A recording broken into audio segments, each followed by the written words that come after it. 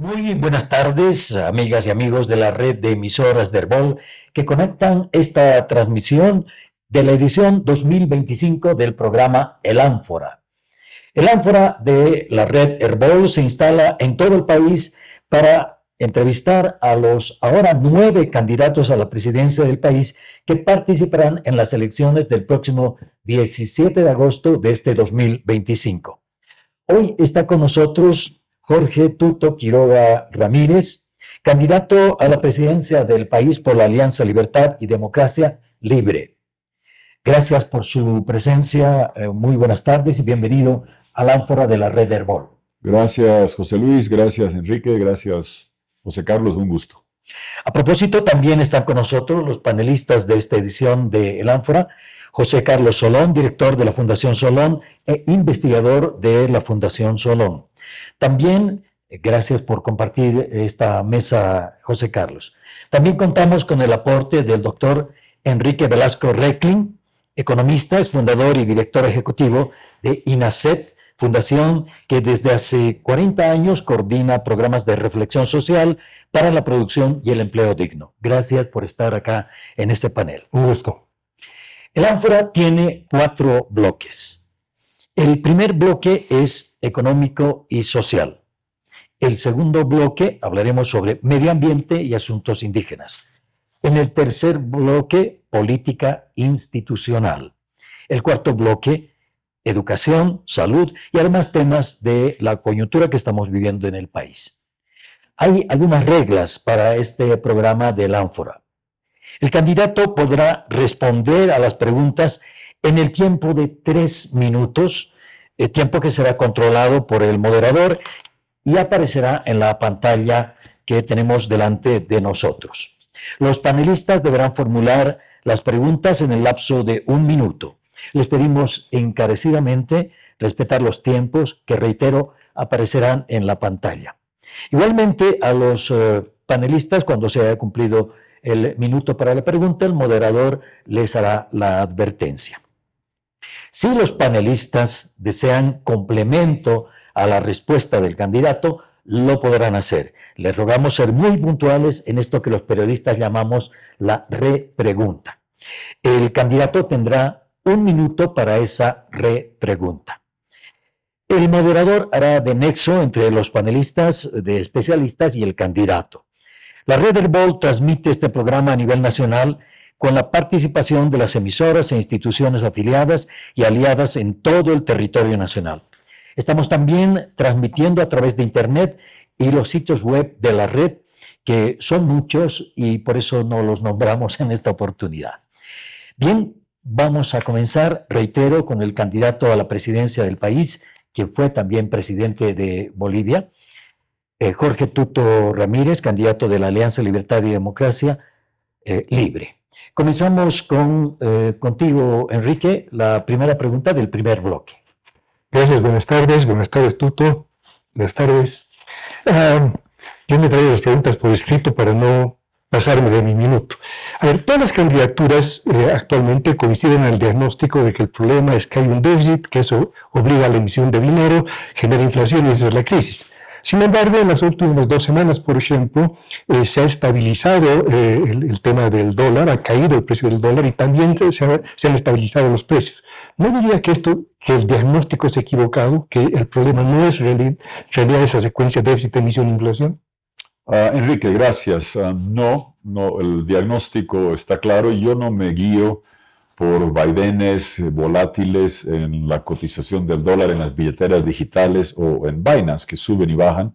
El volumen que se transa en las billeteras digitales es tan pequeño que sé perfectamente que si entra alguien con una cantidad significativa de dólares, 2, 3 millones de dólares, puede hacer bajar el tipo de cambio. Hay algo de especulación en todo ello, pero yo no creo que no es bueno hacer políticas de solución a la crisis en base a la cotización del día, porque de repente de aquí a una semana vas a tener jornadas donde se cotizan 22, como llegó a suceder.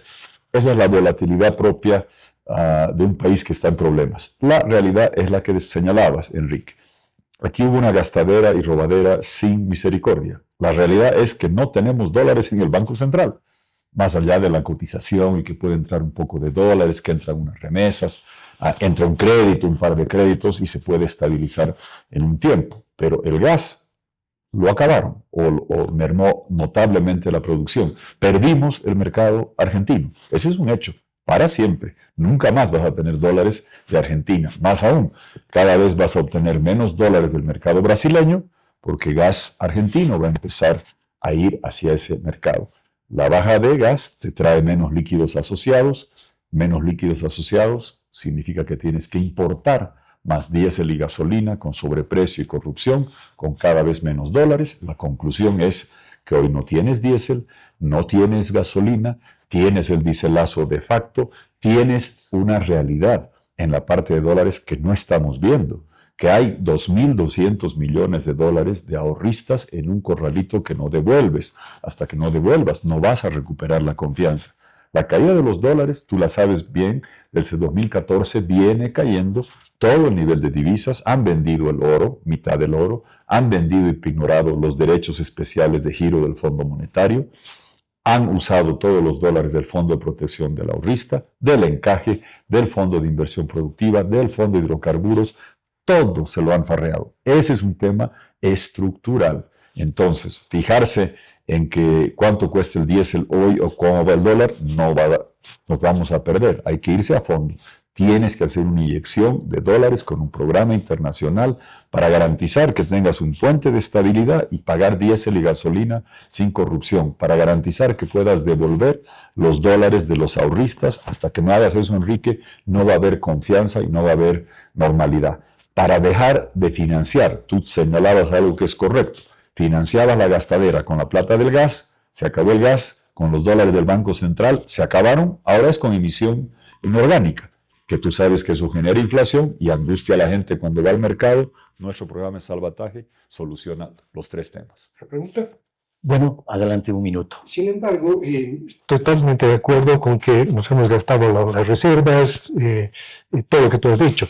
Sin embargo, desde el punto de vista del diagnóstico, significaría que el déficit en sí mismo no es el problema y por lo tanto las soluciones por austeridad, ¿no es cierto?, de congelar salarios, etcétera, etcétera, no sería la correcta.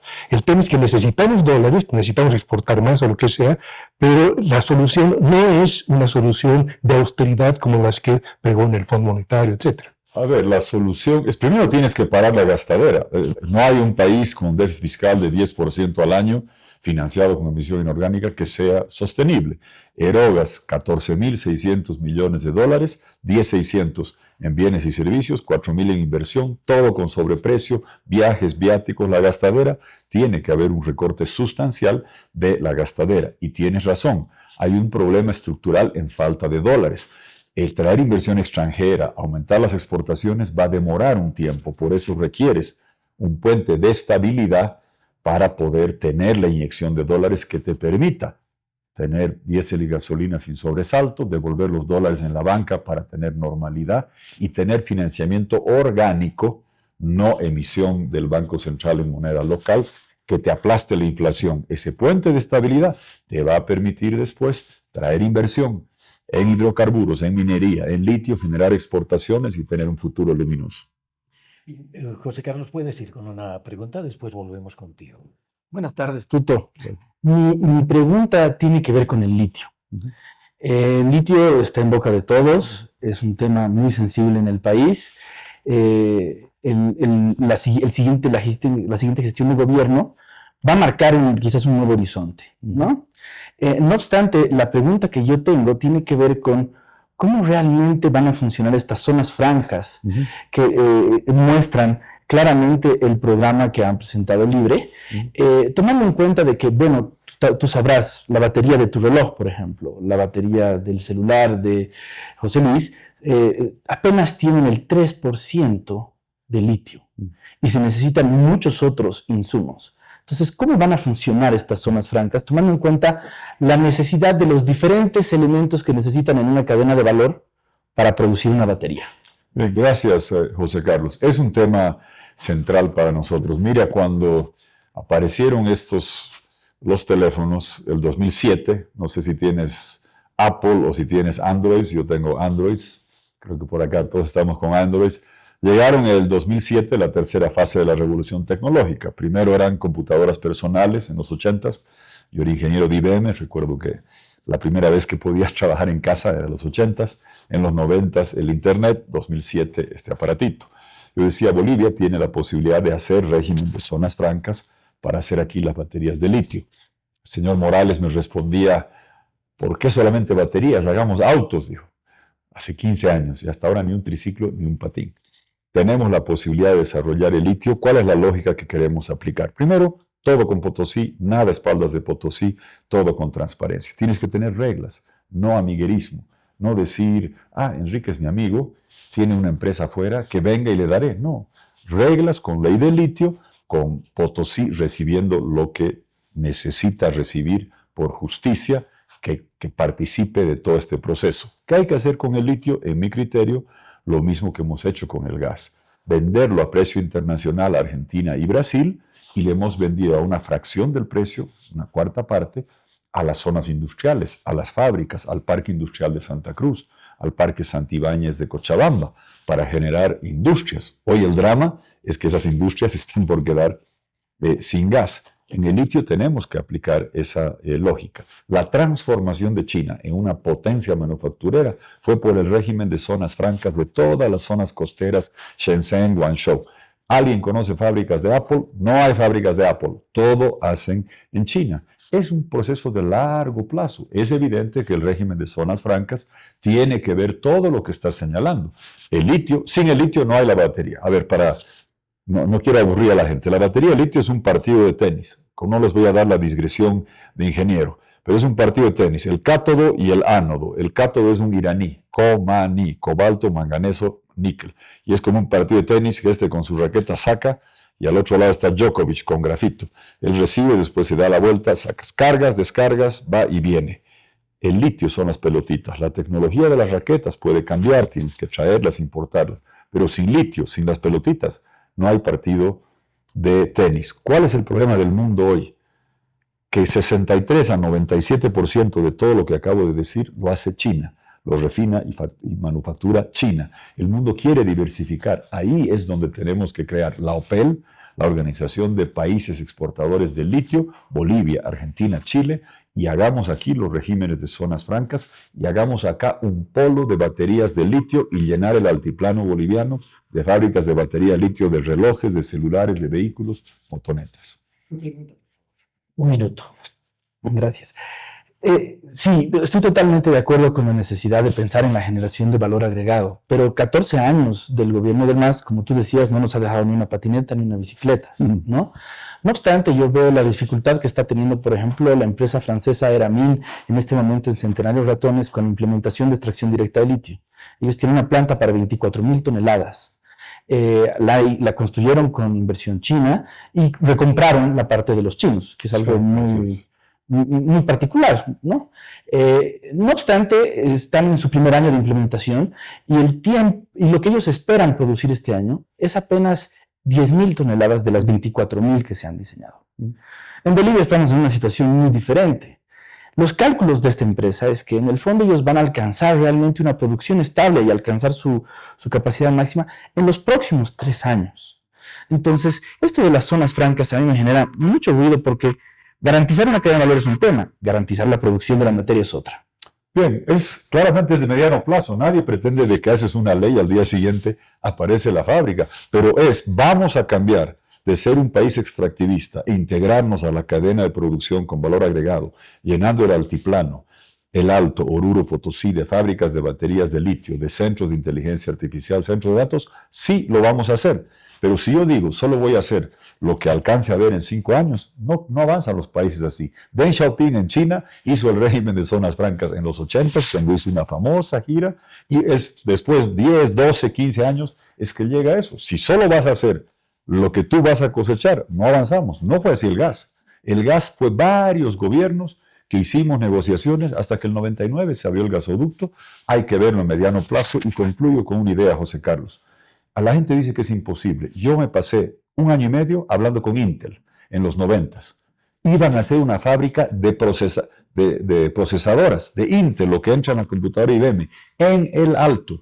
climas altos, fríos y secos son ideales para manufactura de procesadores y de baterías de litio. Bien, vamos contigo, Enrique, la segunda pregunta del bloque económico. Gracias. A ver, Tuto, el plan de gobierno que has planteado plantea devolver la independencia al Banco Central e incluso la prohibición, creo que constitucional, de que el Banco Central financie al déficit del gobierno. La independencia del Banco Central era interesante, digamos, en el momento cuando había el patrón oro, porque ahí la emisión de moneda tenía que ser compatible con la cantidad de reservas que tienes. Pero en la realidad, con el dinero fiduciario, ¿qué sentido tiene un Banco Central independiente que esté al margen de lo que son los objetivos de política del gobierno, que tiene que manejar la política fiscal, la política monetaria, etcétera, etcétera? Y en todo caso, tener un Banco Central independiente que se oponga a las políticas del gobierno no sería casi equivalente a tener un grupo de autoprorrogados en el ámbito económico? No, para nada, y más allá del patrón oro, yo disfruté de eso. Yo tenía Banco Central independiente. Era Juan Antonio Morales. Venía designado por 2/3, el directorio era independiente. ¿Qué es lo que quieres tú? La política fiscal la maneja el gobierno. Y si quiere, en circunstancias como estamos planteando, reducir el déficit fiscal de 10 a 3% con financiamiento externo para inversión, el déficit corriente cero, solamente financiado para inversión, eso es lo que tiene que hacer el gobierno en la parte fiscal. Lo que no puede seguir siendo el Banco Central es el chanchito del gobierno que gasta y saquea para financiar las aventuras y la corrupción de un gobierno de turno. Tiene que garantizarte la estabilidad, el manejo de los dólares. Hoy fue cómplice del saqueo de los dólares porque se convirtió en la caja chica del Ministerio de Hacienda, que era la caja chica de Tilín en el gobierno. El Banco Central independiente es lo que tienes en Europa, es lo que tienes en muchos otros países. No vería yo jamás como algo sano que el Banco Central siga siendo lo que es hoy día. Por eso estamos planteando que no sea el financiador, que sea el que maneja los temas monetarios, que te garantice precios bajos, pero es imposible que el Banco Central haga el manejo monetario garantizando que la inflación no suba, si es que el gobierno le dice, dame $1.000 millones en bolivianos, dame $1.000 millones más, dame otros $1.000 millones, ahí parece inofensivo, pero tú vas al mercado y no puedes comprar carne, no puedes comprar pollo, parece, por eso no puedes, por la inflación disparada que se generó. El Banco Central, Enrique, ha sido cómplice del saqueo de los dólares. Yo te puedo mostrar cómo el encaje de los dólares, tú depositabas dólares, el gobierno tenía la obligación de tenerlos encajados, vale decir, no los podía usar, porque no puedes imprimir dólares. Y tú sabes cómo fueron bajando, yo cada semana denunciaba, 60% de encaje, 50, 40, 30. ¿Qué quiere decir? Que pasaban los dólares de la población que los había depositado a uso de divisas y se los farreaban. Eso es complicidad del Banco Central en el saqueo de los dólares, hoy lo es en la generación de inflación. Yo creo firmemente que en los países donde hay un Banco Central independiente que no financia, el gobierno es como para la inflación. Así funciona en Europa, así funciona en varios otros países y a eso debemos llegar. Y no solo el Banco Central. El Estado boliviano tiene que tener, Enrique, por definición, instituciones independientes del gobierno de turno. No solo el Banco Central, también la Contraloría, también la Justicia. Hoy, después de 20 años, todas las instituciones independientes se han vuelto apéndices del gobierno.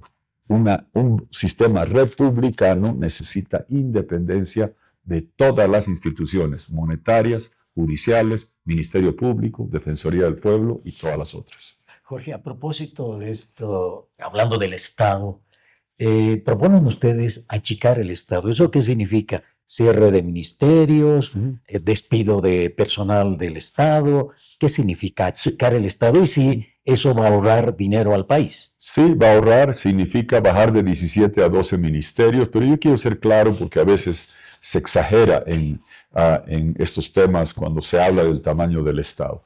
Sí, hay supernumerarios, hay gente que aplaude como focas, que amarra guatos de los gobernantes, sabemos.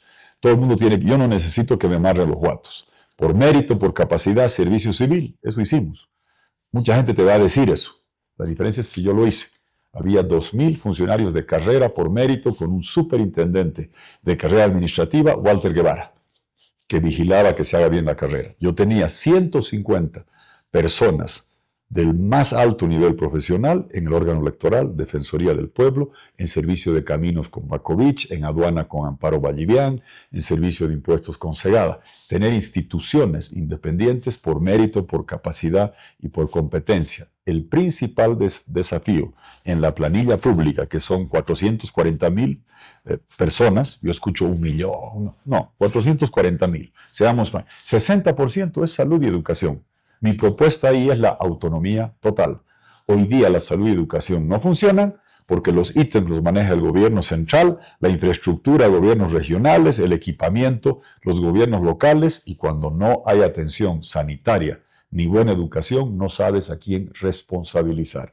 Yo creo profundamente en la autonomía y la voy a hacer realidad descentralizando la salud y la educación y la seguridad para que tú sepas quién te cuida a tus enfermos y los cura, quién educa a tus niños, quién te da seguridad en las calles. De los 440,000 que estamos hablando, aproximadamente son 265,000 en salud y educación. Son aproximados. Esa es la parte que tienes que descentralizar. En seguridad, lo mismo, para que no sea que la policía, cuando haya avasalladores del MAS, háganse a un lado. Si hay un paro cívico en Santa Cruz, vayan a darles palo. No. Tienen que dar seguridad, no tienen que ser brazo político de los gobiernos de turno. Ese es el principal desafío. Y en la parte de la reducción del Estado he sido muy claro. 10.600 millones de dólares, José Luis, en bienes y servicios. Hoy el Estado cuesta 11 veces más lo que costaba cuando empezó el MAS en el gasto corriente. Es la gastadera sin límite, avión, palacio, jets, viajes, viáticos, fábricas de miel, de papel, de cartón. Todo eso no sirve. El Estado debe gastar los recursos priorizando salud, educación de forma descentralizada, bajo autonomía total, para que puedas recibir los mejores servicios. Yo pregunto, tú debes recordar, hubo un anuncio grandilocuente. Quipus, ¿te acuerdas? Yo pregunto en la calle a alguien que me muestre si tiene un teléfono Quipus. No hay. Se acaban los Quipus, vamos a hacer salud y educación. Ahora, una aclaración. ¿Cuáles eran esos 5 ministerios que se van a cerrar? No va a haber fusión. Todo vamos a mostrar bien el organigrama, porque el de justicia no va a haber, porque no hay. Imagínate que en el órgano judicial tuvieses tú un director que maneje la hacienda pública, ¿no? Es un contrasentido.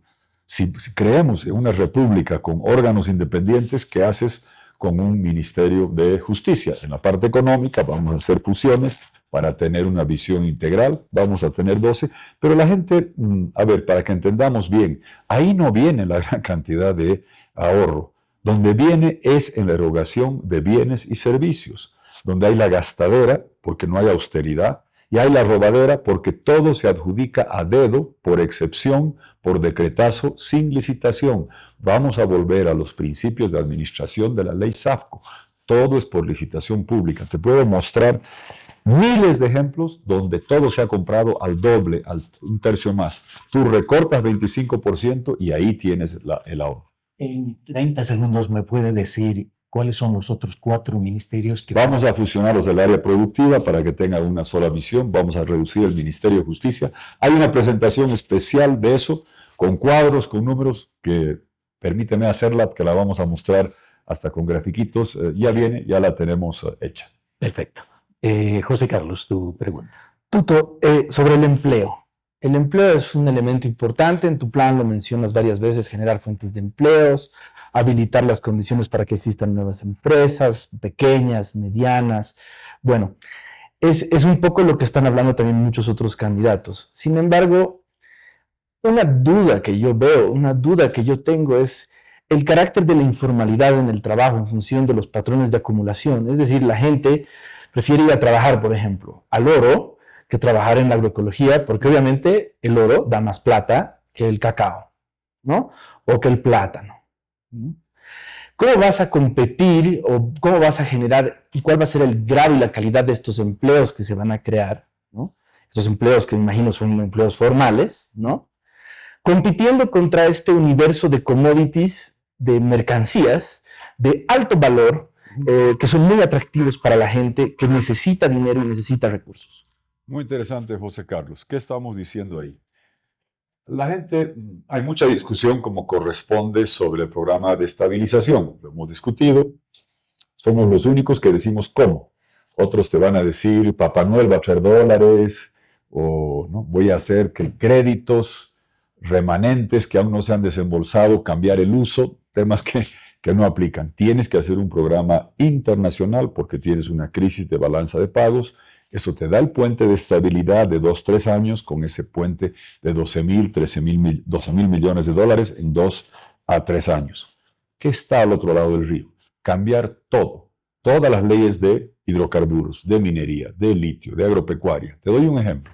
En estos sectores, la gente dice, como tú con razón dices, lo del litio va a demorar. Sí, va a demorar en atraer inversión. Hidrocarburos y minería puede ser más rápido para atraer más inversión, pero generar producción exportable que traiga divisas va a demorar, es mediano plazo. El sector agropecuario puede rebotar muy rápidamente.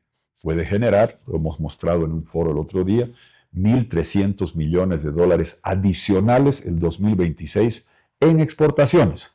Y vivimos hace meses peleando por 100 millones de dólares de un crédito japonés. Haces ese programa, al otro lado tienes que ir atrayendo esa inversión, generando exportaciones, haciendo el régimen de zonas francas. En Bolivia hemos vivido el gasoducto antes de abrirse y traerte 6.000 millones de dólares al año abriendo 2 válvulas, hubo inversión en hacer el gasoducto Yacuiba Río Grande. Yo lo hice en 8 meses, en un año. 400 millones de dólares, y llegaba la inversión, hacías la inversión, después salía el gas y llegaban los dólares de exportaciones. Todo eso te genera los cambios en los sectores con rebaja de impuestos, 10, 10, 10, 10 al IVA, 10 a utilidades. El RCIVA, que es 13, baja a 10. Le das seguridad jurídica, eliminas la doble tributación, traes inversión, generas los empleos. Una otra cosa que es central en la propuesta. Yo creo en la revolución propietaria. Lo vengo diciendo hace años. ¿Dónde van a estar las empresas estratégicas, las de servicios? En un fondo de inversiones.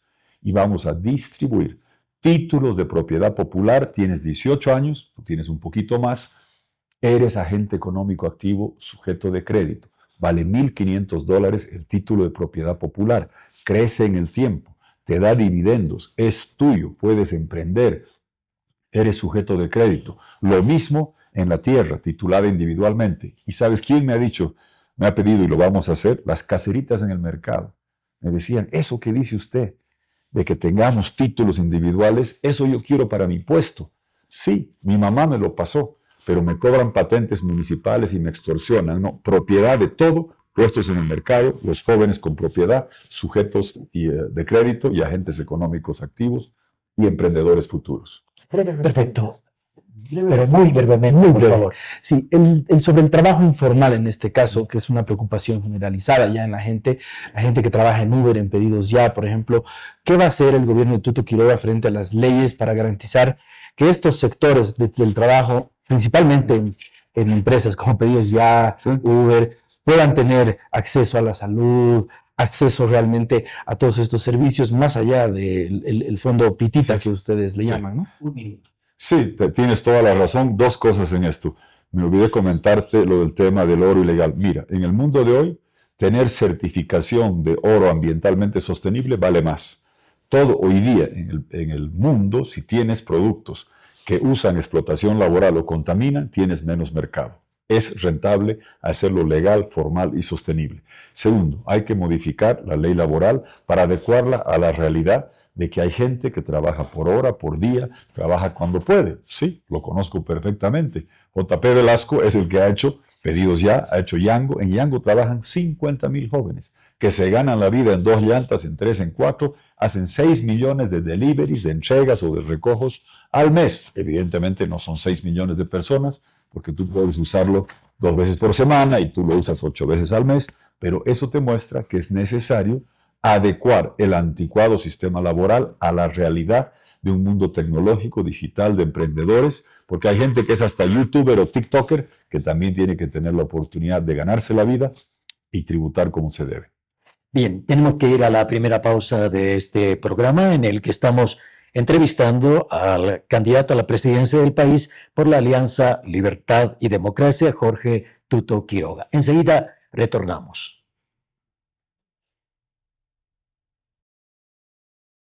Retornamos con nuestro programa El Ánfora a través de la red Herbol en el país y continuamos con la parte para el cierre del bloque económico. Enrique, tienes un par de preguntas. Perfecto, gracias. A ver, dos cositas. Uno, se está insistiendo mucho en el tema de la emisión monetaria, que lo he tocado antes, pero cuando uno ve los datos resulta que en realidad el crédito bancario es el que ha creado más dinero que el propio Banco Central. Y de hecho, un tema que no se está mencionando es que a partir del 2014 aproximadamente, la cartera bancaria está aumentando más rápido que el incremento del PIB. Es decir, estamos sobreendeudando al sector privado. ¿Qué hay al respecto? ¿Qué piensas al respecto de eso? A ver, Enrique, tienes razón en eso, pero no minimicemos que el crédito bruto, como se denomina al sector público no financiero, CBSPNF, se llama de mis tiempos del Ministerio de Hacienda, antes de este presupuesto estaba encima de 21,000 millones de dólares, después de este año va a terminar holgadamente por encima de los 26,000. Me llueve información sobre enorme cantidad de deuda flotante que no está reconocida ni consignada, en la que ha incurrido el Estado. El problema por allá es serio. La parte del crecimiento de la cartera y la parte de la gestora, le agregaría lo que has dicho con justa razón, que más me preocupa a mí, es que ha habido dirigismo estatal de decirte, tienes que prestarle a este sector, a esta tasa de crédito con estos plazos. Ha habido mucha metida de mano del Estado. Estos señores son estatistas hasta la pared del frente, incluyendo en la gestora, que el patrimonio de los que aportan a la jubilación, que estaba invertido en dólares, te han obligado a liquidar con reportos esas inversiones en dólares, todo está en bolivianos. Mi mayor preocupación son esos dos desfases, más el jubilatorio. ¿Por qué? Porque se le ha entregado a la gestora los aportes de los jubilados que valían 27,500 millones de dólares. Hoy día, al tipo de cambio real, valen 14,000, 15,000. El problema de solvencia que se te puede venir y de pagos es gigantesco. Por eso, un programa internacional de salvataje tiene dos componentes: cambiar la deuda cara, corrupta de corto plazo por créditos y apoyo de largo plazo, tasas bajas, en dólares. Eso lo puedes monetizar orgánicamente para inyectar recursos y darle solvencia patrimonial a los aportes jubilatorios. Y para el sistema financiero, ayer estaba hablando justamente de lo que señalas, que hacían el encaje de los dólares depositados en el Banco Central te decía, me agarro tus dólares, te doy crédito en bolivianos a tasa baja y tú los represtas a los sectores que te diga. Ahora no hay los dólares, haces esto para devolver y tienes un montón de cartera del sector financiero, producto del dirigismo estatal, que no va a poder ser pagada en los términos que dices. Por eso vas a requerir lo que hemos hecho alguna vez en el pasado, programa FERE, programa PROFOP, BOCAS, bonos convertibles en acciones, básicamente inyectar recursos al sistema financiero para hacerlo viable y salvarlo, entendiendo que hay un problema de que por agarrarse los dólares has hecho cartera en bolivianos a tasas fijas, largo plazo, que hoy día es regalo a la gente, para que la gente que me está escuchando sepa, si alguien te prestó 10,000 bolivianos a tasa baja, 6-7% tasa fija, hoy día lo pagas con muy poco. Así fue la UDP, ese es un problema que el programa de salvataje le va a dar respuesta. La segunda pregunta. Ustedes ya han comentado un poco el tema de los impuestos, del tema del empleo, de la precariedad del empleo. Para nosotros en la Fundación, hace 40 años que vamos insistiendo que el gran problema que tiene la economía boliviana es el reducido tamaño de su demanda interna y que parte de lo que significa la reactivación de la economía tiene que ver con mejorar la demanda agregada. Pero sin embargo, la política pública le está quitando capacidad de consumo a los hogares por dos caminos principalmente. Uno, el tema de los impuestos. Todos los impuestos se trasladan al precio final de los productos. Y eso significa que más o menos al año 5,000 a 6,000 millones de dólares que se van a impuestos le están sacando de capacidad de consumo. Y por otro, el tema financiero, la gente está pagando en comisiones, intereses, etcétera, alrededor de 4,000 millones de dólares anuales. Ahí tenemos 10.000 millones de dólares, más lo que significa la corrupción, otros 2.000 millones de dólares. Son como 12.000 millones de dólares al año que se pierden. ¿Cómo solucionarlo? Varios componentes que has puesto allá. A ver, primero, en la parte de tributos coincido. Hay tributos nominales que son altos de base muy angosta, muy poca gente paga, y ahí entras a lo que decía José Carlos. Es mucho más rentable ser informal. Nuestra propuesta es, durante el próximo gobierno, no el primer año, porque tienes un déficit fiscal muy grande, ir al sistema paraguayo. 10% de IVA, 10% utilidades, sin los sobreimpuestos de remisión a utilidades, porque, ojo, hoy día es 25% utilidades, más el 12,5% de la remisión afuera, y si no tienes acuerdo de doble tributación con la empresa que viene de un país que ha invertido acá, le vuelven a caer por tercera vez. Así nadie va a invertir, todo el mundo se va a Paraguay, a la Argentina, entonces tienes que bajar el IVA de 13 a 10, hemos puesto 2027, 28, 29, 13, 12, 11, 10. Lo mismo con el RC-IVA al salario, para que te quedes más de tu platita que ganas, 13, 12, 11, 10. Impuesto a utilidades de 25 a 20, a 15, a 10. Para del año 2027 al 2029, bajar los tributos, ampliar la base que vayas haciendo. Segundo, reducir todos los impuestos que tienes. El ITF para una Bolivia que quiera digitalizar el sector financiero es inviable. Tú conoces perfectamente que puedes cobrar cuando es en papel, pero fíjate que hoy día la llegada del dólar digital ha evitado que el dólar se siga disparando, porque mal que mal había una válvula de escape. Tú no querías seguir con moneda local devaluada. Tus pesos bolivianos iban devaluando. Los pones en el banco, no los proteges. Si los pones en dólares, no los sacas nunca más. ¿Qué ha hecho mucha gente? Comprar dólares digitales en billeteras de Binance o de MetaMask o lo que fuese. Eso ha sido un alivio. Yo creo, y está en la propuesta, que tenemos que entrar al mundo financiero digital. Hacer aquí la criptominería. Hablaba José Carlos de oro. Oro sin mercurio, puedes emitir lo que se llama AU, que es el símbolo del oro, digital, respaldado con eso. Bolivia podemos ser centro mundial de criptominería. ¿Por qué? Porque la criptominería requiere refrigeración, y lo que no le gusta a la selección argentina de fútbol, le encanta a los centros de criptominería, de tecnología de datos. El Alto, Oruro, Potosí, climas altos, fríos y secos, ideales para hacer todas las actividades y llevar a Bolivia al mundo digital. Vamos a transformar a nuestro país de una nación analógica y rezagada a un país tecnológico, digital y de avanzada, porque todo lo que está señalando en las comisiones que van, es imposible desarrollar un sistema financiero digitalizado. E imagínate lo que va a hacer Enrique hacia adelante, el cazar algo que hemos hecho bien, el desarrollo de QRs. Hoy día hasta las caseritas en el mercado te aceptan pago de QR con el dólar digital. La digitalización con QR necesita relevantar los impuestos y comisiones para ser viable, y lo vamos a hacer. Bien, vamos a pasar ahora al bloque de medio ambiente y asuntos indígenas, y vamos a comenzar con la pregunta, la consulta de José Carlos. Tuto, el año pasado, según datos del INRA, hay cicatrices de quemas y se han contabilizado 12.600.000 hectáreas. El 65% de estos incendios se han dado en el departamento de Santa Cruz, y el 31% que le sigue es en el Beni, ¿no? Un tema que es súper importante para entender y que los bolivianos debemos saber es que hoy en día existe una ley que permite y dice, pucha, si tú quemas tu tierra, se te revierte la propiedad. La famosa función económico-social. En tu programa tú has hablado de la función económico-social, y después cuando hablas de ganadería, y después hay unos paréntesis que dicen una espada de Damocles.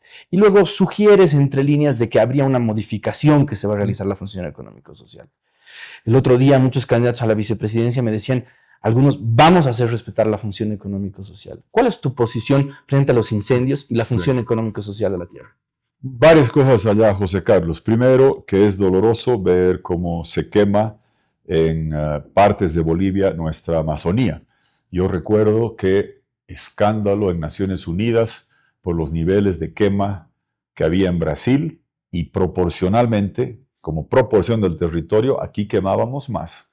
Y era una política deliberada. de mandar sectores denominados interculturales a avasallar, a tomar tierras fiscales y a quemar. Si tú ves las cifras de quemas, y está en los informes que tenemos, la proporción de las quemas más alta es en tierras fiscales o en tierras comunitarias más que las privadas. Está demostrado en cómo se ha hecho.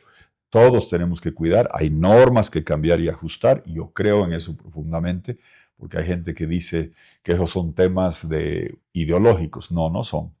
Yo subo a las montañas andinas hace ya 30 y tantos años, y desde la primera vez que yo fui hasta la última vez que voy, el glaciar se ha derretido 180 metros. El nido de los cóndores, cuando subes a Illimani, donde empieza la nieve, donde hacías el campamento alto antes de acometer la cima, ha subido 180 metros. Ese no es un tema de montañismo, ese es un tema de agua potable. Estamos a 100 años de no quedarnos en eso. Pero quisiera yo ir un poquito más allá de lo que estás señalando y entender el enorme potencial que tenemos como Bolivia en la cuestión de sostenibilidad y ambiental.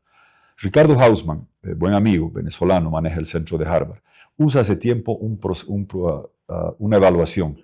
A los países nos tienen que medir por nuestra contribución neta a la descarbonización planetaria. Y Bolivia podemos ser campeón mundial.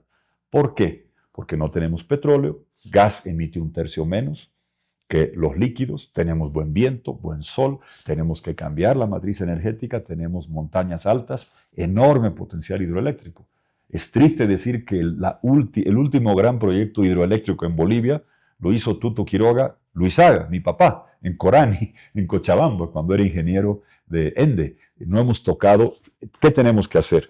Usar energía limpia aquí adentro, reactivar la producción de gas y exportarla, hacer acá la energía limpia, renovable, convertirla en valor, criptominería, Bitcoin, centros de datos, inteligencia, y lo último, que es más importante, con 30% del litio del mundo, auto que no quema gasolina y que es a litio, significa que Bolivia está contribuyendo a descarbonizar el planeta.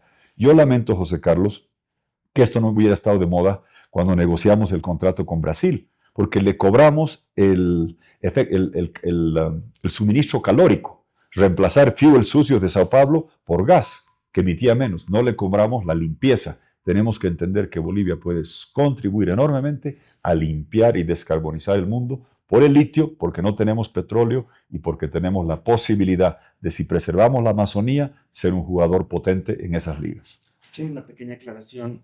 Y entonces, ¿qué va a pasar con la función económico-social durante el gobierno? La función económica y social va a ser usada, como dice el espíritu. Hoy día la función económica social, el IVA, el IT, el arancel, son instrumentos extorsivos. Tenemos un gobierno ladronazo. Hoy día el servicio de impuestos nacionales es servicio de extorsiones nacionales. El arancel es para apoyar a los contrabandistas. La función económica social no se usa para ver si estás produciendo, si estás trabajando. Se usa para buscar, atacar y revertir. Se tiene que hacer como dice el espíritu de la Constitución, para aquel que está trabajando la tierra. Y la mejor manera de garantizar que se produzca y de evitar quemas es la titulación individual. Ha señalado las cifras de Santa Cruz Beni. En Pando me mostraban por qué en Pando hay menos quemas. Es tan amazónico como el Beni y Santa Cruz. ¿Sabes por qué no hay tantas quemas? Porque hay mucha más titulación individual. Y cuando uno tiene un pedazo de tierra para trabajar, es como tu casa. No lo quemas, lo cuidas y lo preservas, y así garantizas que paren los ecocidios. La segunda pregunta. Seguimos en el tema de bosques, deforestación, incendios. Hablábamos sobre estas cifras, ¿no?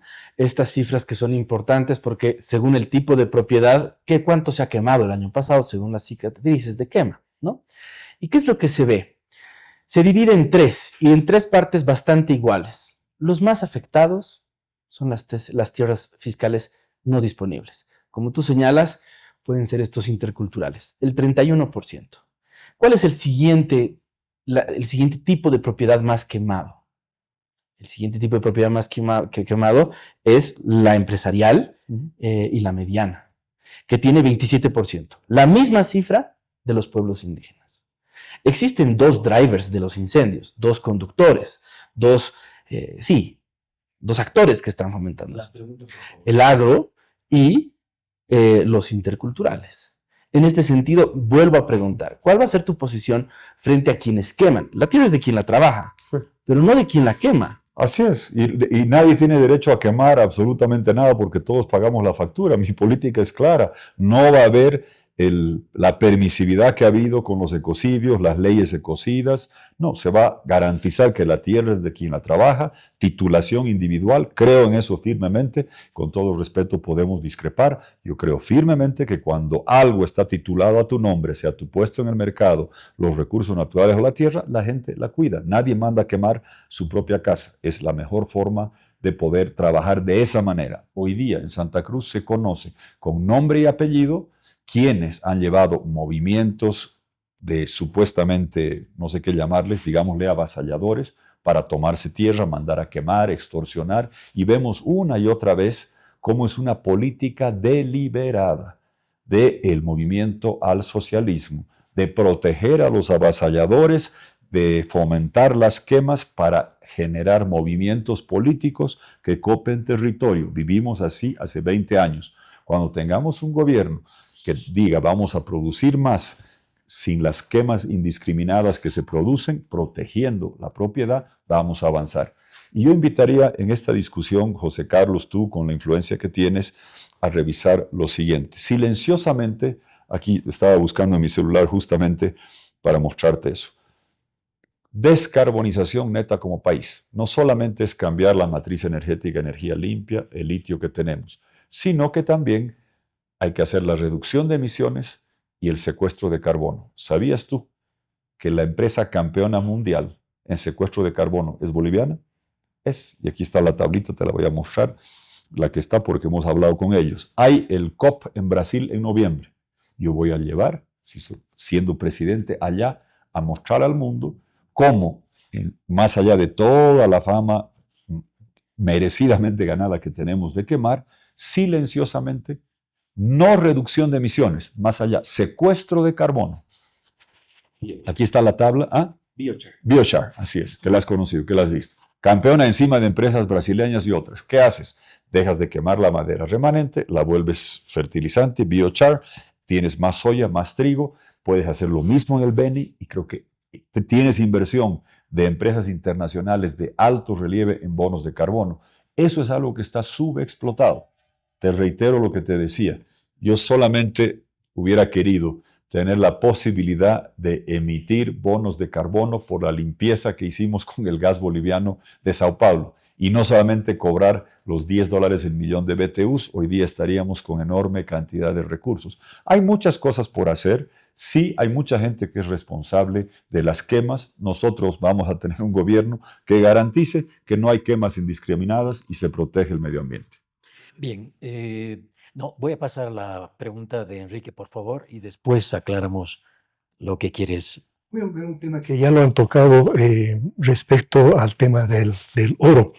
En la economía global ya se vislumbra que el dólar está perdiendo espacio como la moneda global, ¿no? Y está recuperando valor el oro y la plata, están unas cotizaciones tremendas. ¿Qué criterios aplicarías para que Bolivia pueda acumular reservas de oro, estrategia en estos metales, como reservas fiscales, en lugar de lo que son ahora el pago de regalías, que son míseras, ¿no? ¿Cómo harías para compatibilizar acumular reservas y al mismo tiempo proteger el medio ambiente? Muy interesante lo que dices, Enrique, porque es una oportunidad gigantesca para Bolivia. ¿En qué sentido? A ver, en el mundo de la criptominería, hoy día todo el mundo ya es popular el USDT.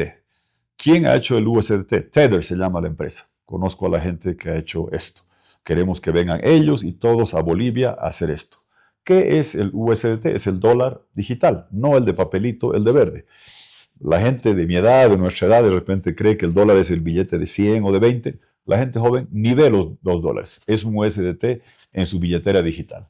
La gente joven tiene bolivianos, corriendo se va a su billetera y compra dólares digital para evitar que se erosione el valor de tu moneda local. Hoy día el mercado de USDT que tiene Tether es de $120 mil millones. Esta es una empresa que viene de Europa, de Italia, que es al revés que Nueva York, yo les decía. Nueva York populariza el mejor producto italiano, que es la pizza. este grupo italiano en Tether ha popularizado el producto más usado de Estados Unidos, que es el dólar digital, en Venezuela, en Bolivia, en Argentina, en los lugares donde hay desfase. Lo del oro, ¿por qué es tan importante? Porque poner tus bolivianos o tus soles peruanos o tus pesos argentinos en USDT evita que se te erosione tu moneda local que se va devaluando. Pero instrumentos como el AUDT, que hoy día es muy pequeño comparado con el USDT, es el oro digital, que requieren que producción limpia de oro, sin mercurio, sostenible, que la tengas en reservas. En Bolivia tenemos eso. Y contra ese oro puedes emitir estos oros digitales, como hay dólar digital. ¿Qué es la ventaja para el mundo de eso? Que el dólar digital preserva su valor y, como tú señalas correctamente, por lo que pasa en Estados Unidos, se está devaluando el dólar en relación al euro, a la libra esterlina y demás. Beneficio para nosotros. Nuestra cuota del Fondo Monetario en DEX, y si lo volvías en dólares, valía 316 millones, hoy día vale 335. Gracias a Estados Unidos, hay que decir. Entonces el mundo se está yendo al oro, se está yendo a Bitcoin. Bitcoin está subiendo. Bitcoin es energía hecha valor, hecha oro. Ahí tenemos un enorme papel que jugar y atraemos estas empresas como las queremos traer con legislación de criptominería, con energía renovable que te permita convertirla en valor, no solamente en dólares digitales, oro digital, que a diferencia del dólar digital, que te preserva el valor en bolivianos, aunque el dólar se devalúe, el oro digital se valoriza porque sube con la cotización del oro, como el Bitcoin que sigue subiendo, como Ether que sigue subiendo. Ahí queremos llevar a Bolivia a hacer eso. Hablábamos de JP Velasco, el vicepresidente que ha hecho Yango, que ha hecho pedidos ya, y bastante ha tenido que ver con que venga acá la empresa para hacer los dólares digitales que han dado un alivio. En eso y el oro digital vamos a entrar como país para que Bolivia sea pionera y reconocida en el mundo por hacer eso. Complementación muy cortita. De un minuto. Sin embargo, yo me refiero a bajo qué condiciones autorizarías la explotación de oro, ¿no? Porque con las regalías que se pagan ahora es una miseria. Sí. ¿Cómo mejorarías la participación de Bolivia en esa producción? Hay que cambiar al principio todas las leyes. Me han preguntado qué vas a cambiar, todas las leyes. Ley de hidrocarburos para traer inversión, tienes que dar alivios tributarios, nadie va a invertir, creo que ya aprendimos que esa pelea de 18%, 50%, 150% de cero es cero. Tienes que tener un sistema minero que también atraiga inversión, que deje regalías justas, que evite la explotación ilegal. Porque todo lo que hemos hablado de este mundo fascinante del oro en reserva certificado, lo primero que te piden es certificación ambiental de que no has usado mercurio y que no ha habido explotación laboral. Si no hay eso, es un oro sucio que no vale nada y lo tienes que sacar de contrabando. Existe un enorme valor hoy día a tener certificación ambiental y laboral para tu producción y un cobro de impuestos que sea justos. Y la ventaja del oro hoy, a un país que le falta dólares, es que ese oro refinado, guardado, puedes emitir oro digital y paliar la falta de dólares que tiene Bolivia, además de posicionarnos como país pionero en el mundo de las criptoactivos. Bien, estamos aquí en el ánfora de la red Herbol, entrevistando al candidato a la presidencia, Jorge Tuto Quiroga. Tenemos que hacer una pausa y enseguida retornamos.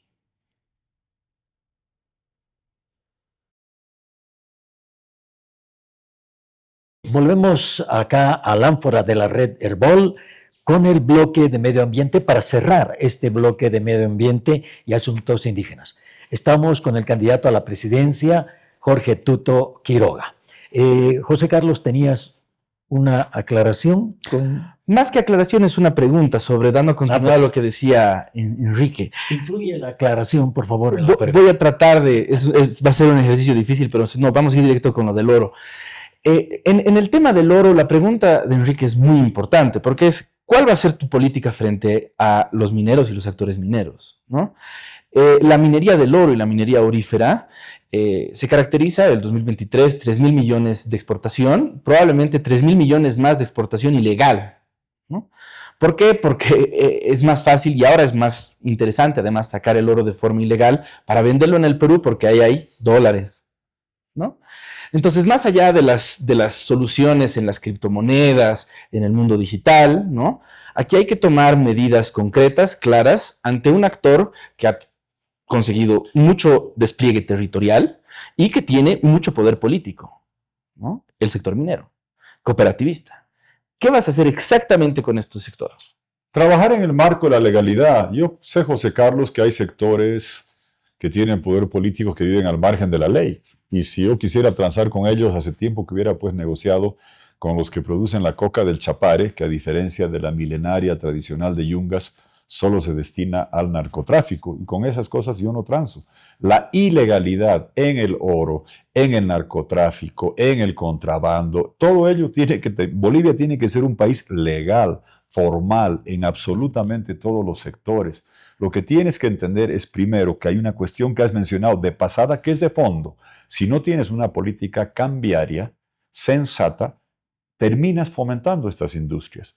Cuando el bolsín funcionaba muy bien del año 85 hasta noviembre del 2011, no había estos desequilibrios cambiarios. Congelas el dólar a 6.96 en noviembre de 2011, subsidias la importación y el contrabando de toda clase de mercaderías, incluyendo de oro peruano, para que sea reexportado, para que se puedan maximizar sus utilidades. Final, esa aventura revienta hace unos 2-3 años, como era previsible, como lo advertí largamente, llega la devaluación y ahora se invierte. Ahora tú vas a Yacuiba lleno de argentinos comprando productos bolivianos, en Cobija.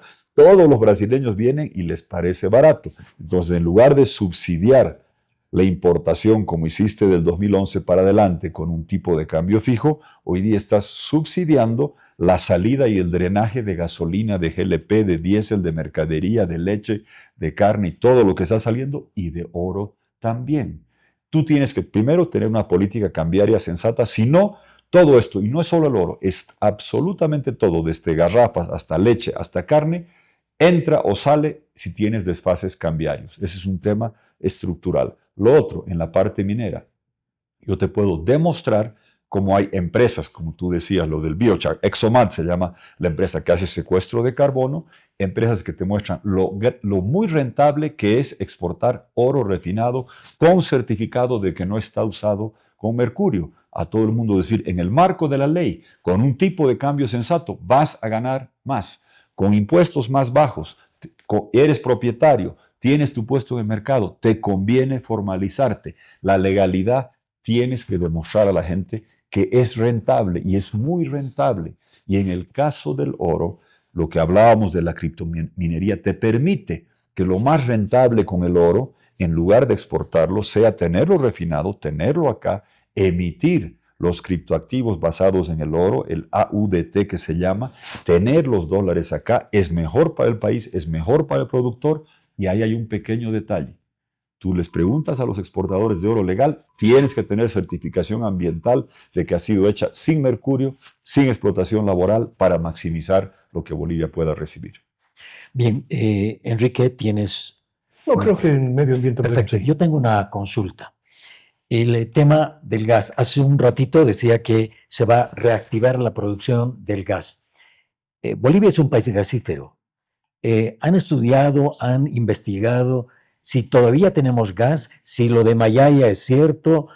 ¿Cómo reactivaría esa producción del gas y a qué mercado, si es que van a vender a algún mercado que no sea Brasil? Muy bien, ¿tenemos potencial geológico? Claro que sí. Yo tengo la ventaja que pasamos por esto. Yo creo que el hombre más grande de Sudamérica de lejos ha sido Fernando Henrique Cardoso, porque salvó y transformó Brasil. Y es el mejor presidente extranjero que ha tenido Bolivia, porque él apostó por hacer un gasoducto.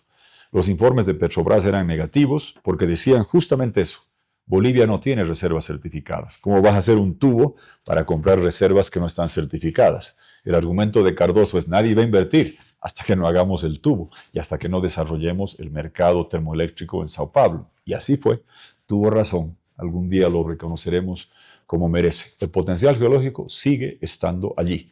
¿Qué se necesita? Una ley donde permita traer inversiones. ¿Cuál ha sido acá el desastre? Que el MAS recibió el país con las reservas que certificamos, para que tengas idea.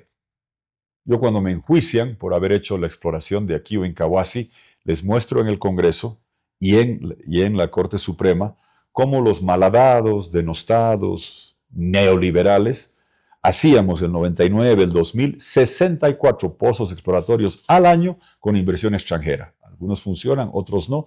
Así certificamos reservas. ¿Qué dice ahora Arce? Evo Morales solo hacía un pozo exploratorio al año. Ah, verdad. Él era ministro y no se dio cuenta al final de lo que pasaba. Por eso se acabó el gas. Y además hubo señales nefastas. Entrarse al campo de San Alberto, que lo operaba Petrobras, con militares. Esa foto dio vuelta al mundo. Meter preso al ejecutivo de Repsol. Otra foto que dio vuelta al mundo. Enjuiciar a Quiroga 15 años por hacer exploración en Aquio Incahuasi. Y junto conmigo estaban enjuiciados un montón de ejecutivos petroleros para hacerme daño a mí, para que me vaya al exilio. Nunca me fui, me quedé, me defendí. ¿Cuál fue esa señal? Criminalizar la exploración. Eso es lo que tiene que cambiar. Y al mismo tiempo te daban costos recuperables, 13.000 millones de dólares hemos pagado para que las empresas extranjeras que no se han ido, que se han quedado, no hubo tal nacionalización, exploten lo que ya estaba en producción. Tongo total. Tienes que hacer una ley atractiva, hay el potencial geológico y hemos aprendido lo que decía antes. El drama es existencial en este momento. ¿Qué hay que hacer? El mercado argentino, nunca más. Chao, 60 años, adiós. ¿Qué hay que hacer?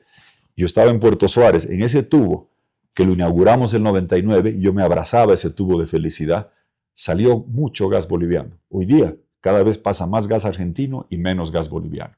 Tenemos que generar una política agresiva de exploración para preservar el mercado brasileño, para poder tener gas para Bolivia.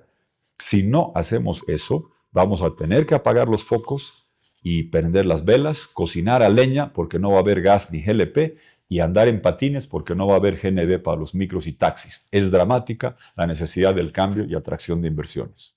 Y la vamos a hacer. Perfecto, muchas gracias. Pasamos entonces ahora al tercer bloque, política institucional. Comenzamos contigo, Enrique. Gracias. Tuto, en tu gestión de gobierno se creó el Sistema Boliviano de Productividad y Competitividad.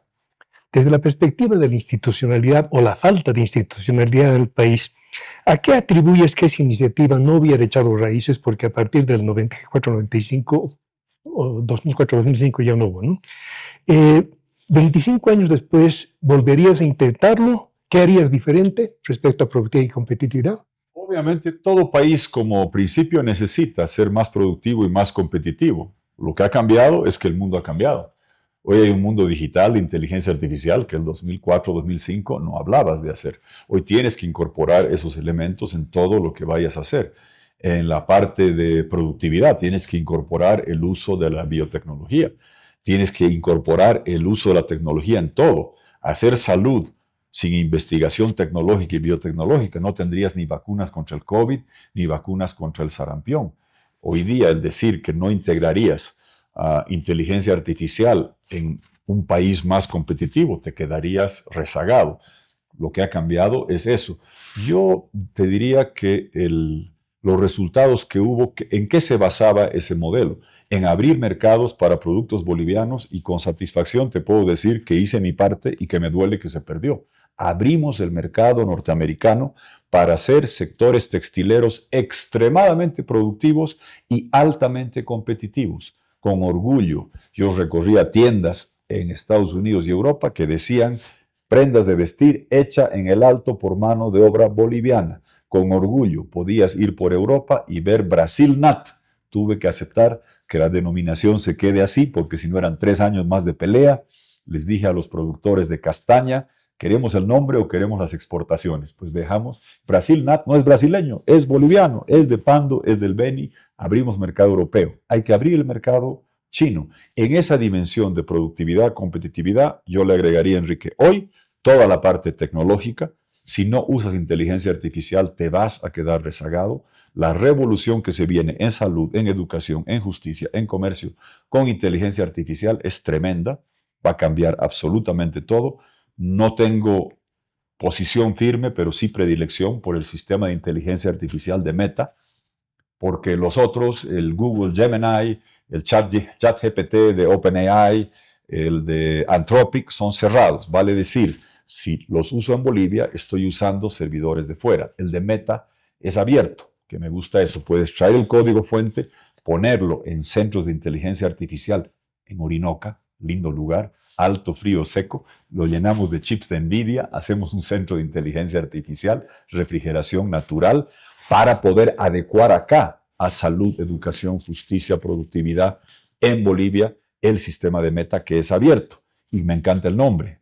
El sistema de Meta, los de Facebook, se llama Llama, que es el acrónimo en inglés, y se llama Llamita, entonces usemos ese también. Esas dimensiones se tienen que incorporar. ¿Y qué ha cambiado en relación a ese momento?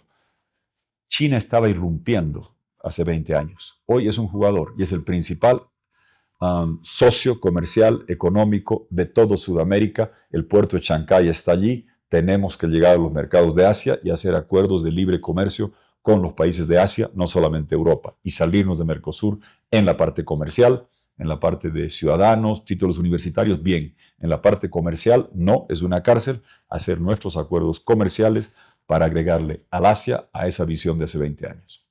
José Carlos, tu pregunta. En cuanto a lo político institucional, lo que yo quisiera saber es cuáles van a ser los mecanismos para instaurar la meritocracia en el Estado.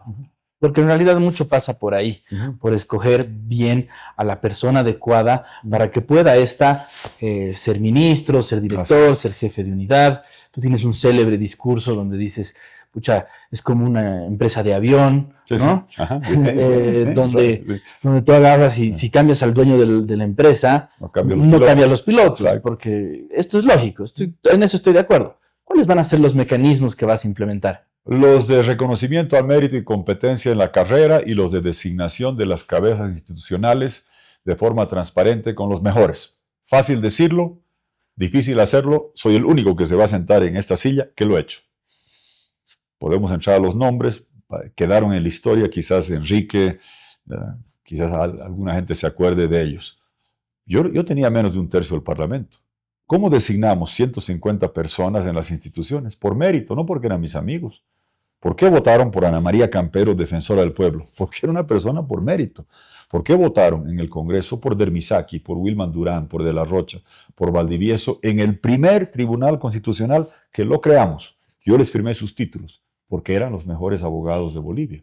¿Por qué votaron por José María Bakovich por 2/3 para que limpie el servicio de caminos con un directorio independiente? Porque eran los mejores profesionales. Segada en impuestos junto con un directorio independiente, Ramiro Cabezas, otros, eran los mejores profesionales. Carrera administrativa en diferentes ministerios, empezamos en el de Agricultura, seguimos en el de Vivienda, fuimos al de Salud, eran los mejores profesionales, 2,000 personas por carrera administrativa. Si lo hice cuando tenía un tercio, ahora claro que lo voy a volver a hacer porque creo en eso, creo firmemente, no solo en lo que decías de que puedes cambiar el dueño de aerolínea, pero no puedes decir, José Carlos, tú eres mi cuate, ven a pilotear, si nunca has piloteado un avión. Tienes que tener los mejores profesionales en todas las instituciones, incluyendo lo que hablábamos antes, el Banco Central y demás. De noviembre para adelante, ¿qué es lo bueno, José Carlos? El 18 de agosto, 19, no sé cuándo, sabremos la composición del Congreso. No sé si va a haber segunda vuelta presidencial, espero ganar en primera vuelta, pero sí va a estar el Congreso definido. ¿Y qué les voy a plantear? Esta es la nueva ley de hidrocarburos, esta es la de minería, estas son reformas a la Constitución y esta es la lista de instituciones que tenemos que nombrar por 2/3 desde el 8 de noviembre y empezar a buscar a los mejores y más cualificados. Estos 20 años yo te puedo nombrar en la Suprema, ¿a quién puse cuando tuve la oportunidad? Tobar, Villafuerte. Gente joven dirá, ¿quiénes eran? Los mejores juristas en su momento. Tobar, Villafuerte en La Paz, Capobianco estaba Héctor Sandoval, Capobianco en Santa Cruz, Emil Sardaya en el Beni, Ampuero en Chuquisaca, reconocidos como grandes juristas. Sabemos quiénes son y tienen que ser independientes. La mejor demostración de la independencia y la meritocracia que cuando tuve la oportunidad establecí es la siguiente. Había un proyecto de ley en curso, creo que era de telecomunicaciones. Había un artículo que era materia de discusión. Ana María Campero, defensora del pueblo, que yo había posesionado, hizo un recurso contra el Congreso que yo presidía y me ganó en el Tribunal Constitucional que yo había designado. Eso es independencia, eso es meritocracia, lo hice y lo voy a volver a hacer. Sí, pero Muy breve, muy breve. muy breve, José Luis. Ok. La repregunta tiene que ver con algunas publicaciones en redes sociales que han estado saliendo en las últimas semanas respecto a este tema de que su hermana estaría yendo de diputada plurinominal dentro de la franja de seguridad en el departamento de Cochabamba. Y ahí, ¿cómo ve usted el tema de la meritocracia, justamente de los amiguismos, de las familias, de todo eso? Bueno, yo he hecho declaración jurada de bienes y parientes y la voy a volver a hacer. Mi hermana es la mejor política de mi familia, se ganó un espacio en Cochabamba y era de la misma región que pedían. Y cuando sea diputada te vas a dar cuenta que la más talentosa en la parte política y de carisma es ella. Está bien, la gente va a decidir en esa votación. En el sistema de designaciones, cuando hicimos el Estatuto de Funcionario Público, yo hice la declaración jurada de bienes y de parientes. Puse todos los parientes que estaban en cargos de designación y no tenía. Y lo voy a volver a hacer. Esta vez para que sepas no solamente qué bienes tengo o lo poco que tengo, sino también quiénes están trabajando en el gobierno. Y nada más te pido que recuerdes quiénes estaban en el gabinete para hablar. Gustavo Fernández, alguien puede cuestionar quién era. Jack Trigo, gran economista en el Ministerio de Hacienda. José Luis Lupo, Alberto Leitón, Javier Nogales, Amalia Naya. Los nombres a ustedes les sonarán y volarán. Los mejores profesionales en su campo por competencia y por mérito. Jorge, con todo respeto, está bien el recuerdo, pero por ejemplo, en el caso del Parlamento, de la Asamblea Legislativa, hoy hemos visto cómo se gobierna, con qué dificultades. ¿Tienen alguna estrategia para gobernar con una asamblea en contra? Muy bien. A ver, yo no me quedo mirando el recuerdo, simplemente cuando se me pregunta, porque muchos te van a decir voy a hacer mérito, capacidad, yo tengo la ventaja de decir lo hice. De ahí viene la credibilidad para hacerlo hacia adelante. Hablemos de la gobernabilidad. Primero, partamos de un análisis de los escenarios realistas. Te quiero decir que con sorpresa, hoy día el escenario que estábamos preparando hasta hace unos 6, 8 meses no existe. El escenario de que el mejor opositor va a tener que enfrentar, como los últimos 20 años, al bloque masista. Yo no comento encuestas, pero te puedo decir que va a haber una mayoría aplastante de gente que no es del masismo, del levismo, del arcismo, como le quieras denominar. Aplastante. Para hacer. Esa es ya no una posibilidad, estamos camino a que sea una certeza y te da una oportunidad de hacer propuestas de cambio profundas. El desafío va a venir por otro lado, si me preguntas. Es una agenda de consenso para cambiar y salvar la economía, para cambiar las leyes, para hacer reforma a la Constitución, para hacer las designaciones por 2/3. Y yo creo que después de la primera vuelta congresal, el desafío es mostrar cómo una mayoría aplastante, cualificada, puede hacer realidad el mandato de cambio. Para eso se necesita decir a la gente con claridad qué vamos a hacer sin titubeos. Este es el programa internacional y tenemos que aprobarlo en el Congreso. Yo apuesto que la verdad nos va a hacer libres y estoy diciendo a la gente cómo hacer eso. Reformas a la Constitución, tengo acá la propuesta, pero he aprendido que eso no es solamente mayoría, requiere mayoría popular en marzo en elecciones regionales y 2/3 en noviembre. Quiero ver la composición del Congreso, no quiero imponer nada y les digo, aquí está mi propuesta. Si estoy camino a ser presidente, esto es política de Estado, quiero hacer 2/3 para hacer la reforma a la Constitución, que reconozca y defienda los principios de libertad, de propiedad, de Estado pequeño, con economía grande y que se pueda hacer. Yo estoy trabajando sobre esos escenarios no por exceso de optimismo, sino producto de un análisis que se está viendo.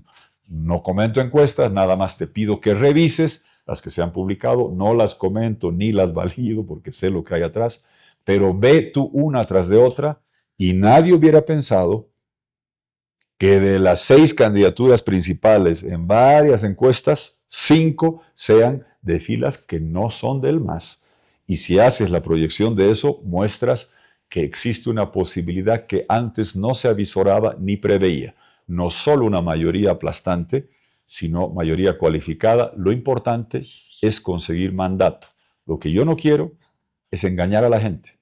Decirle, Papá Noel va a traer dólares y que cuando llegues decir, tengo que hablar con el Banco Mundial. No, yo le estoy diciendo a la gente la verdad para tener mandato. y la gente que venga al Congreso conmigo va a defender ese mandato. Estamos yendo a hacer designaciones por 2/3, a hacer meritocracia, a hacer el Estado pequeño con la economía más grande, a hacer leyes para atraer inversión extranjera que generen exportación, a hacer programas de estabilización. Queremos un mandato claro para una Bolivia libre y diferente. Enrique, tu pregunta. En este ámbito de la política y del manejo de la política, desde hace unos 40 años en la Fundación venimos cuestionando que bajo el eufemismo de emprendedorismo y para ocultar un poco la incapacidad estructural de las políticas neoliberales para crear empleo, desde los años 80 el Banco Mundial ha estado empujando este concepto, esta idea, ¿no es cierto? Al extremo que casi el 90% de nuestra fuerza laboral es un empleo absolutamente precario. Ahora se está insistiendo en que con acceso al financiamiento prácticamente todo el mundo puede ser emprendedor. Para mí, creo que para la gente en general es obvio que no todos podemos ser Messi, Shakiras, Dalí, Elon Musk o Elaine Perkins. ¿Por qué se sigue insistiendo en que simplemente con financiamiento todo el mundo puede ser emprendedor? Porque es una realidad, Enrique, del cambio del mundo y en todos los países del mundo. No hablemos de Travis Kalanick, que es el que hizo Uber. Detrás de eso hay centenares de miles de personas que están trabajando de otra forma. El mundo en el que yo he crecido, que tú has crecido, de que trabajo era buscar un empleo permanente, trabajando 8, 10, 12 horas al día y tener jubilación, ha cambiado en el mundo y para siempre, en todos los diferentes sectores que existe, porque hay apertura para gente que trabaja en la economía de oportunidades compartidas, que es una realidad inatajable, sea Amazon para hacer compras, y lo mismo pasa en China, donde hay las plataformas que se compran en China que son iguales. El mundo ha cambiado y va a seguir cambiando, y con inteligencia artificial en las economías avanzadas va a haber más desplazamiento laboral.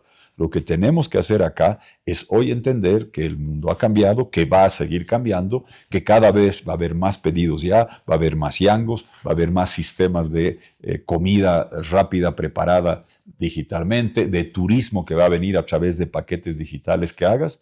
En eso es como combatir la ley de la gravedad. Ese cambio es imparable y es mundial. Lo que tenemos que hacer es adecuarnos a esos tiempos. Y si esa es una realidad, la propuesta que estamos haciendo de hacer de Bolivia un país propietario y liberal encaja con esa realidad cambiante. Hoy día tú puedes, con un grupo de amigos, juntar 10 personas, tengo el título de propiedad popular, $1,500, tenemos $15,000, emprender, trabajar. Hay que cambiar la legislación laboral para adecuarla, para dar redes de seguridad social. Pero, Enrique, ese mundo diferente en Bolivia y en todas partes viene y sigue. La banca digital, hoy día nadie hubiera pensado que existe un banco digital en Brasil, que es Nubank, que esté compitiendo con Itaú y no tienen oficinas. Es todo digital y se está haciendo. JP Velasco, triste que le pararon, después de pedidos ya, y Yango hizo una tarjeta de crédito digital, Presto. El gobierno no le gustó, se la pararon. Ese mundo viene de las tarjetas de crédito digital, de las billeteras digitales, de la gente que emprende. Tratar de detener eso es no estar a tono con la realidad imperante, que más bien lo que tienes que hacer es legislar, canalizar, dar títulos de propiedad, expandir y extender eso. A veces la gente se fija en ¿quién es el señor Zuckerberg, famoso de Facebook? Pero debajo de él hay mucha gente que usa sus productos y las plataformas. Lo mismo con JP Velasco. Nadie sabía. Todo el mundo ha usado pedidos ya. Nadie sabía quién estaba atrás. Pero detrás de eso hay millones de personas que son usuarios y decenas de miles de personas que están trabajando y ganándose la vida. Ese mundo hay que estimularlo y fomentarlo y lo vamos a hacer. Bien. Sí, por favor. Pero sí, estoy de acuerdo que esa es la tendencia, ¿no es cierto? Sin embargo, el propio Banco Mundial, el Fondo Monetario, te reconocen a partir de 2013-14 que esa financiarización de la economía está concentrando la riqueza de manera feroz. Entonces, sí, la gente tiene que trabajar y tiene que hacer lo que tú dices, pero es en condiciones cada vez más precarias de seguridad, de jubilación y todo lo demás. No podemos pensar en una economía diferente donde el objetivo no sea simplemente que crezca la economía, sino que responda a las necesidades de la gente. Claro que sí, Enrique. Lo más precario es no tener trabajo. Ahora, tener trabajo y tenerlo en condiciones precarias es mejor que no tener trabajo. Lo que tienes que hacer es adecuar la legislación, lo que hemos hablado en los antes. Tú no puedes seguir pretendiendo que el mundo va a seguir siendo este de trabajar 8 horas al día en un lugar con planilla, con caja. No, hay un mundo diferente y que además, si pretendes eso, estás ignorando justamente lo que tú hablabas, que 85-90% del sector laboral es informal.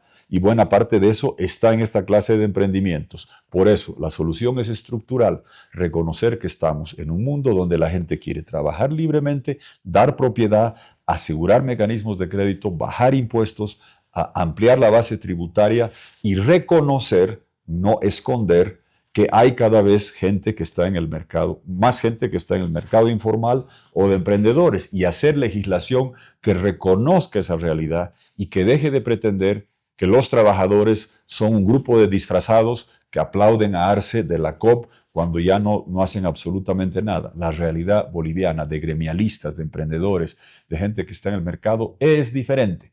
Por ejemplo, las caseras que trabajan en el mercado son emprendedoras, quieren tener su título, se lo vamos a dar, son sujetas de crédito, ingresan al mercado de la gente que puede emprender con propiedad y libertad.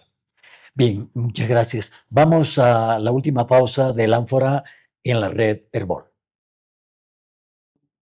Bien, retornamos con el Ánfora, este programa que se transmite a través de la red Herbol en el país. Y estamos conversando con Jorge Tuto Quiroga, candidato a la presidencia por la Alianza Libre. Una pregunta. En la Constitución Política del Estado, el presidente del país es quien lleva las relaciones exteriores. En este caso, va a haber vínculo con todos los países, excepto Cuba, Venezuela y Nicaragua. Y una pregunta complementaria, ¿vamos a volver a tener relaciones diplomáticas con Israel? Vamos por lo sencillo. Yo en América Latina creo en la Carta Democrática Interamericana, la he suscrito, y que todos debemos en la región tener democracia, elecciones con alternabilidad, libre expresión, instituciones independientes. Venezuela, Cuba y Nicaragua son 3 tiranías trogloditas totalitarias. Con orgullo he sido declarado persona no grata en Venezuela 3 veces, 3 medallas tengo. De Cuba fui declarado inadmisible, creo que me dijeron, de La Habana, cuando Rosa María Payá, la hija del icónico Osvaldo Payá, de quien uso con derecho de autor el saludo de Libre, él saludaba así, buscando libertad para Cuba, lo mataron hace unos 13 años, está recordando hoy su aniversario, el aniversario de su fallecimiento, hace unos días, y su hija está hoy en la Comisión Interamericana de Derechos Humanos. Por eso yo voy a defender que hay que tener democracia en la región. ¿Qué hace Azerbaiyán? ¿Qué hace Kazajistán? No sé, con ellos no he firmado.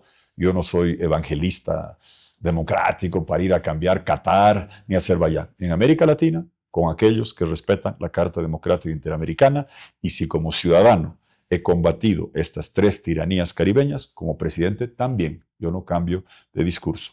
Con otros países, buscando los intereses, con Israel, relaciones diplomáticas, absolutamente sí.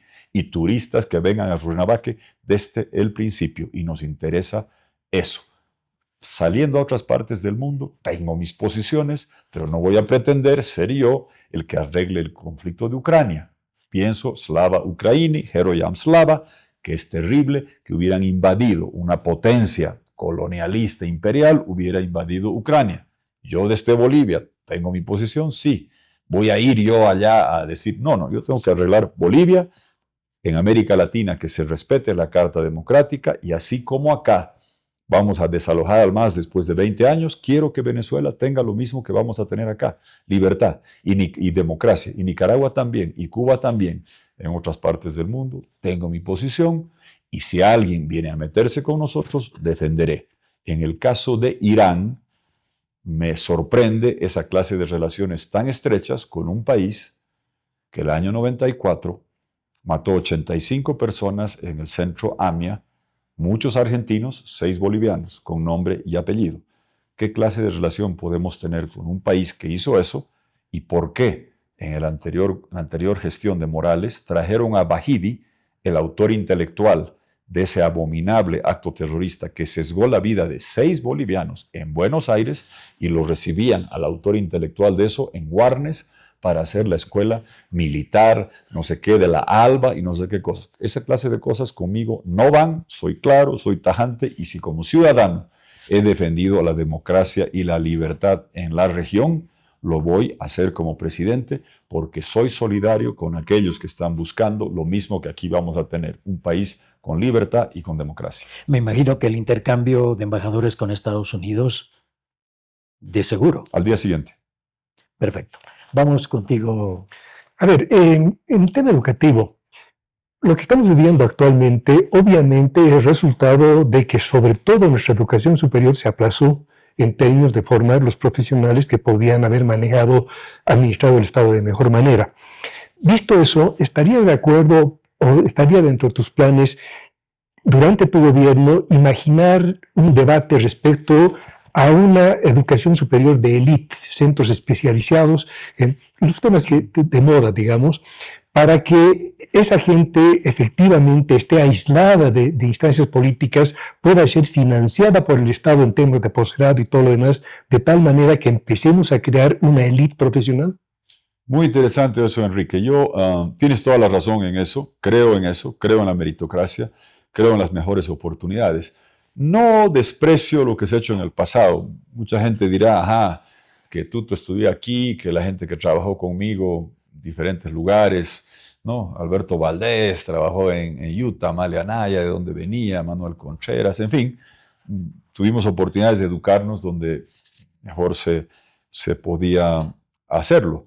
Uso un nombre de un amigo excepcional, Alberto Leitón, era graduado de la UNSA. Era el mejor funcionario público que yo conocí. Hoy día es una eminencia en el Banco Mundial. Claro, porque como aquí no se valoraba eso, se fue para allá. Y aprendió inglés de mayor y se ha ganado un lugar en el Banco Mundial que te llena de orgullo. ¿Por qué? Porque era un hombre capaz, inteligente. Es verdad, quizá fue un talento excepcional que no reflejaba el sistema. ¿Cómo hacemos para que los sistemas universitarios generen más Albertos Leitones? Que no sea la excepción, sino que sea algo sistemático. Concuerdo contigo, tenemos que trabajar entre gobierno, universidades, sectores emprendedores y demás, cómo se crea ecosistemas de excelencia para todo, incluyendo el uso de inteligencia artificial en lo que estamos haciendo. ¿Por qué enfatizo lo de inteligencia artificial?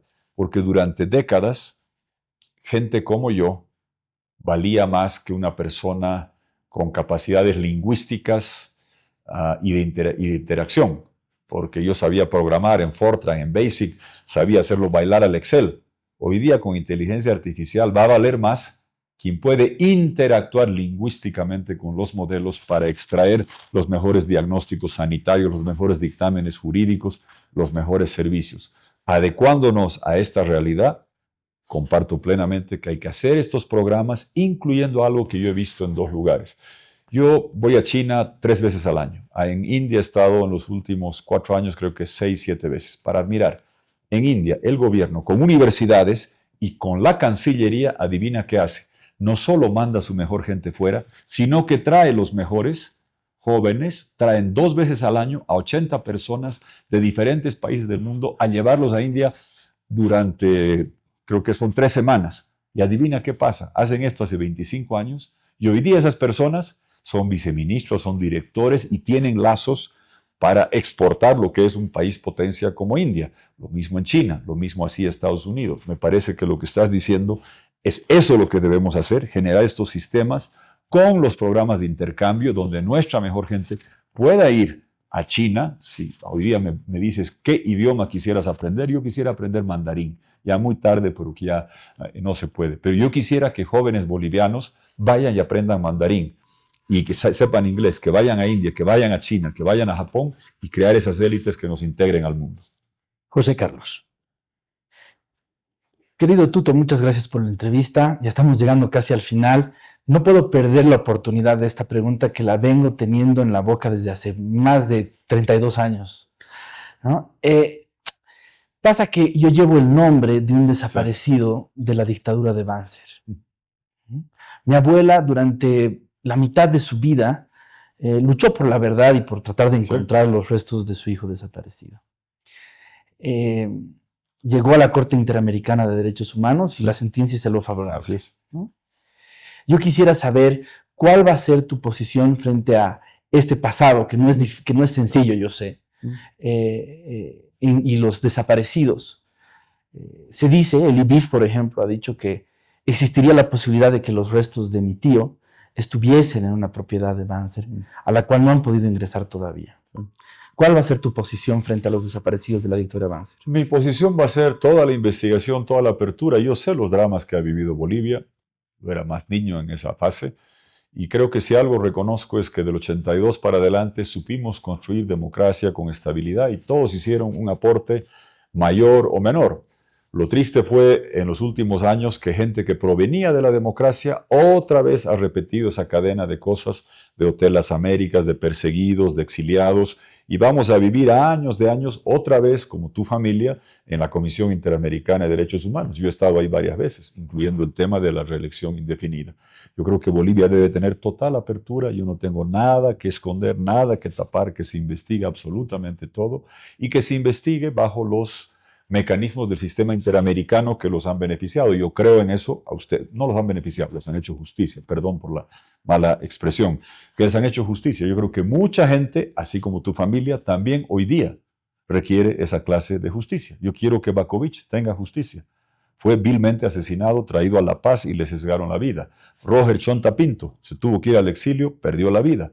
Ha sido perseguido. Ha habido mucho de eso. Si voy a pedir eso para estos años, claro que lo voy a practicar y respetar para los años pasados. Creo en eso, creo en el sistema interamericano. Ninguna administración fue perfecta, seguramente ni la mía, y que todos tenemos que sujetarnos y supeditarnos a algo que tenemos que yo valoro y que destaco que tú lo hubieras puesto acá sobre la mesa. Yo creo que el sistema interamericano tiene dos brazos que son de lujo, con todos los defectos de la OEA. Yo soy el que más me quejo. El sistema de protección de derechos humanos que te da justicia en el largo plazo y el sistema de observación electoral que nos ha permitido detectar el fraude. Yo creo en eso, bien que estén acá, y voy a trabajar como gobierno para que todos aquellos que están buscando verdad, reparación y justicia la obtengan, no importa de qué año provenga. No voy a decir solo investiguemos esto y no es todo, que se investigue absolutamente todo, incluyendo cualquier cosa que pueda pasar con mi gestión de gobierno. Bien. Queremos agradecer la presencia del candidato a la presidencia, Jorge Tuto Quiroga, y le voy a ofrecer unos segundos para sus palabras finales. Bueno, muchas gracias a ustedes por esta oportunidad de estar en Herbol. Impresionante la red de emisoras que tienen. Estamos alrededor de 3 semanas de la fecha electoral trascendental. Una vez en la vida llega una serie de circunstancias a un país en el mundo donde tenemos la oportunidad, con este elemento sagrado que es la papeleta del voto, de depositar en el ánfora y cambiar de rumbo. El 6 de agosto terminan 2 siglos de vida de nuestro país. Empieza un tercer siglo, eso es cronológico. 11 días después, de aquí a unas semanas, pocas semanas, tenemos la oportunidad de terminar con 2 décadas destructivas de latrocinio, de gastadera, de robadera, de persecución sin límites y abrir un futuro rebosante de esperanza. A mí me encanta subir a las montañas andinas cuando vivimos acá en La Paz. La única forma de ver el amanecer es llegar a la punta del Illimani, del Condoriri, del Huayna Potosí, y uno llega allá en equipo, con una cuerda, con mi amigo Bernardo Guarachi bien amarrado.